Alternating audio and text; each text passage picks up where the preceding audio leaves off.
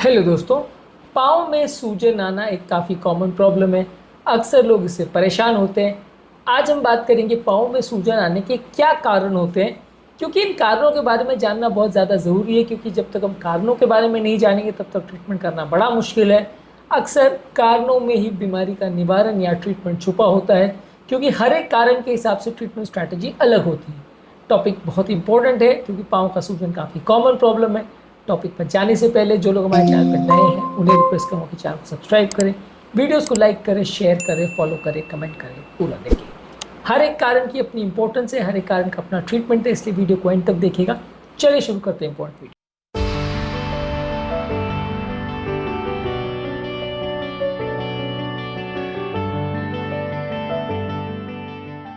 सबसे पहले लंबे समय तक बैठे रहना या खड़े होने की वजह से भी हाथों और पाँव में सूजन आ सकती है, खासकर पाँव में, खासकर गर्म वातावरण में।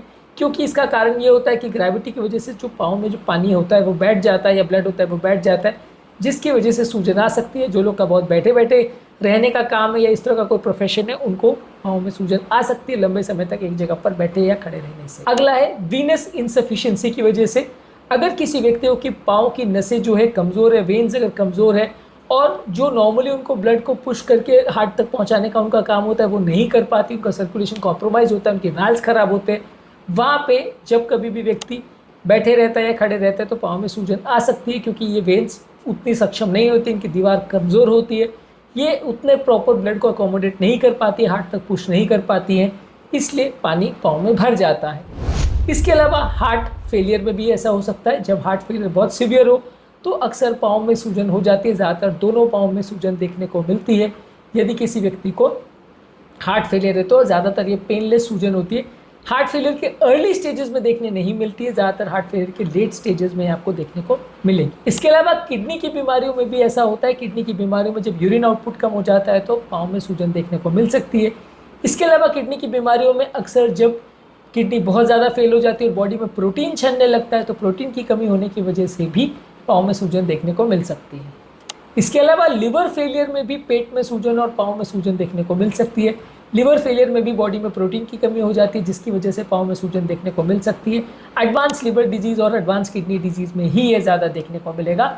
हार्ट फेलियर से संबंधित एक और बीमारी जिसे कंस्ट्रक्टिव पेरिकार्डिटिस बोलते हैं, जिसमें हार्ट के चारों ओर की जो झिल्ली है वो सख्त हो जाती है, रिजिड हो जाती है, जिसकी वजह से हार्ट अपना प्रॉपर तरह से काम नहीं कर पाता। यहाँ बीमारी हार्ट के अंदर नहीं, हार्ट के बाहर की सतह पर है, जिसकी वजह से हार्ट पर कंप्रेशन हो रहा है, और ऐसे केस में भी पानी पाँव में भर सकता है।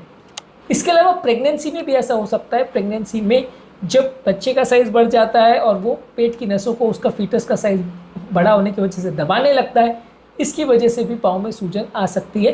प्रेगनेंसी के केस में भी ये देखने को मिल सकता है। इसके अलावा लिम्फेडिमा में भी ऐसा हो सकता है, जिसमें बॉडी में जो लिम्फ डक्ट्स होती है उसमें सूजन आ जाती है, जिसकी वजह से जो लिम्फ होता है वो एक तरह से प्रोटीनेशियस फ्लूइड होता है, जो कि वेन्स के साथ ब्लड को और प्रोटीन मटेरियल को कैरी करने का काम करता है। जब इसमें कोई सूजन या इन्फ्लेमेशन आ जाती है तो पाँव में पानी भरने लगता है।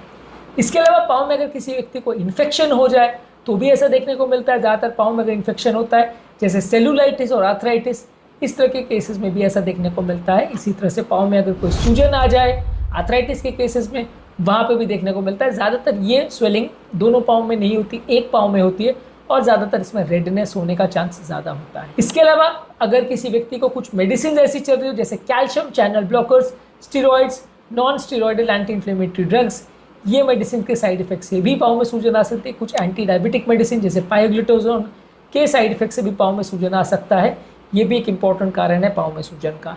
कुछ मेडिसिन, खासकर एम्लोडिपिन बहुत ज़्यादा नोटोरियस इस मामले में, बीपी की एक कॉमन दवाई है जिसको ज़्यादातर लोग प्रिस्क्राइब करते हैं, और पेशेंट्स हमारे पास कई दिनों तक पाँव में सूजन की वजह से परेशान होकर आते हैं और सिर्फ दवा चेंज करने के बाद कुछ दिनों में अपने आप ही ठीक हो जाता है।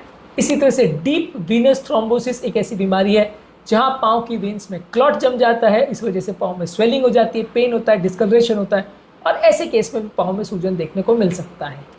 इसके अलावा कुछ हार्मोन फ्लक्चुएशंस जैसे मेंस्ट्रुएशन के टाइम पे या हार्मोन रिप्लेसमेंट थेरेपी के दौरान भी लोगों को पीडीडिमा या पाँव में सूजन हो सकता है। इसके अलावा यदि व्यक्ति बहुत ज़्यादा मोटा हो, बहुत ज़्यादा अगर उसका पेट पर फैट हो या वजन हो, तो वैसे केस में भी आपकी पाँव की नसें और लिम्फेटिक वेसल्स में कंप्रेशन हो सकता है, जिससे कि सर्कुलेशन कॉम्प्रोमाइज़ हो सकता है, जिससे कि पाँव में सूजन हो सकती है। इसके अलावा मैल न्यूट्रिशन भी एक ऐसी बीमारी है जहाँ पे बॉडी में प्रोटीन की कमी हो जाती है, क्योंकि खाने को व्यक्ति को नहीं मिलता है और बॉडी में प्रोटीन नहीं जा पाता है, तो इसकी वजह से भी ब्लड जो है सर्कुलेशन से लीक करके पाँव में जमा होने लगता है, जिसकी वजह से ब्लड एक्यूमुलेशन होता है।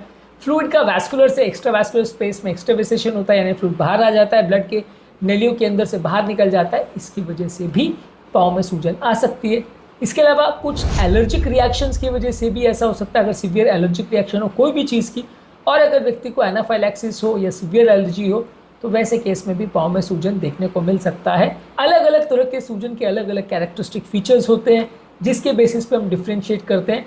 कुछ तरह के सूजन पेनलेस होते हैं, कुछ पेनफुल होते हैं, कुछ एक तरफ होते हैं, कुछ दो तरफ होते हैं। ये दोनों ही टॉपिक्स को हमने सेपरेट वीडियोज़ में कवर किया है, उन्हें भी ज़रूर चेकआउट करें। पीडीलिडिमा यानी पाँव में सूजन के ट्रीटमेंट को भी अलग अलग वीडियोज़ में हमने कवर किया है, इन्हें भी ज़रूर चेकआउट करें। उम्मीद करूँगा कि आज के टॉपिक में कुछ नया जानने को मिला होगा। जो लोग हमारे चैनल पर नए हैं उन्हें रिक्वेस्ट करूँगा कि चैनल को सब्सक्राइब करें, वीडियोज़ को लाइक करें, शेयर करें, फॉलो करें, कमेंट करें पूरा।